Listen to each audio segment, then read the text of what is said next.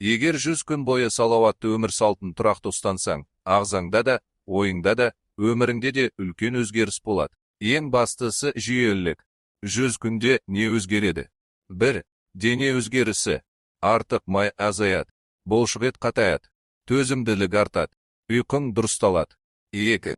Мен сана. Зейін күшейеді, еріншектік азаяды, өзіңе деген сенім артады, көңіл күй тұрақталады. 3. Өнімділік. Күніне көбірек іс бітіресің, уақытыңды босқа құртпайсың, мақсаттарың айқындала бастайды. Ал сен, елестетші, сен 100 күн бойы өзіңді өзгертем деп шештің. 100 күн қас туытсыз, 100 күн тұрақты жаттығу, 100 күн ерте тұру, 100 күн телефонды азайту. Ал 100 күннен кейін сен кім боласың? Сен тәртіпті адам боласың. Сен мықты денеге ие боласың. Сен нақты ойлайтын, сенімді адамға айналасың. Көп адам мотивация күтеді. Бірақ нәтиже мотивациядан емес, тәртіптен келеді. 100 күн өзіңе жұмыс істе. Сонда қалған өмірің өзің үшін жұмыс істейді.